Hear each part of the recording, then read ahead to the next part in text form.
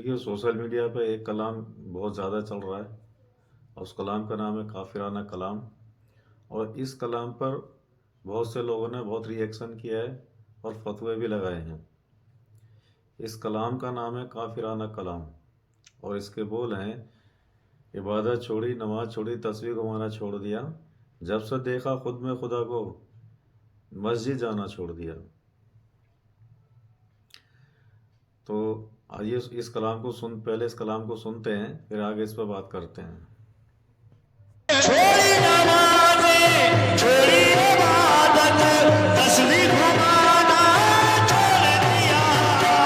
چھوڑی نمازیں، چھوڑی عبادت، تسبیح گھمانا چھوڑ دیا۔ چھوڑی عبادت، چھوڑی نمازیں، جو تسبیح گھمانا چھوڑ دیا۔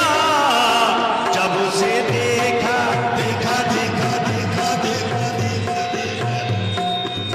جب سے دیکھا جب سے دیکھا جب سے دیکھا خود میں خدا کو، جب سے دیکھا خود میں خدا کو، مسجد جانا چھوڑ دیا۔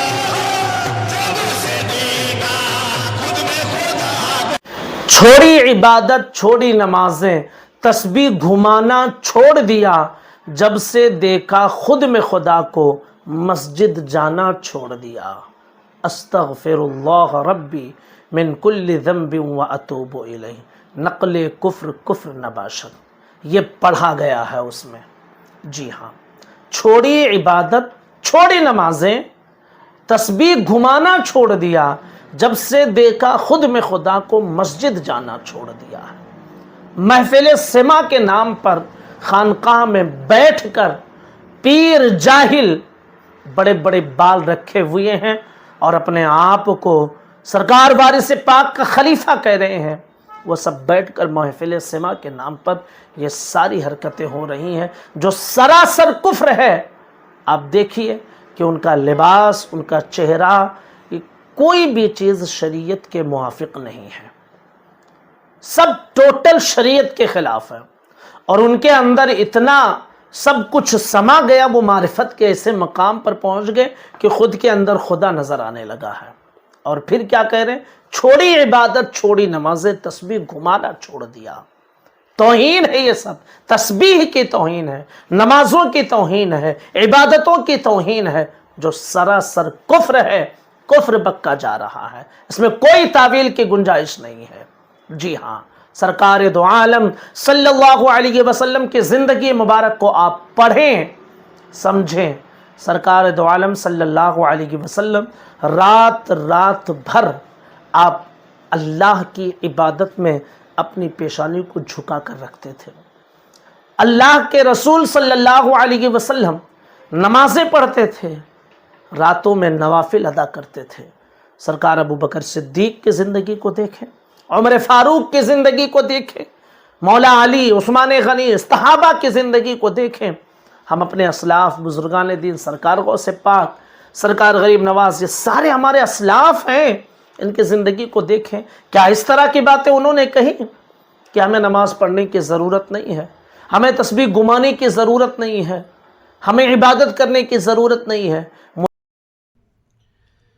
یہ شاعر نے اس شخص کے لیے کہا ہے جو فنا فی شیخ، فنا فی رسول، فنا فی اللہ کی منزل پا چکا ہوتا ہے، اللہ تعالیٰ اس کو یہ منزل عطا فرما دیتا ہے۔ جب وہ فنا فی شیخ کے میں گم ہو جاتا ہے تب اسے اپنا شیخ ہی شیخ نظر آتا ہے، باقی وہ اور کچھ اس کو سمجھ نہیں آتی ہے، نہ ہی اس کو کچھ نظر آتا ہے، اسے وہ آگے پیچھے چلتے پھرتے اٹھتے بیٹھتے سب اس کو شیخ ہی شیخ نظر آتا ہے۔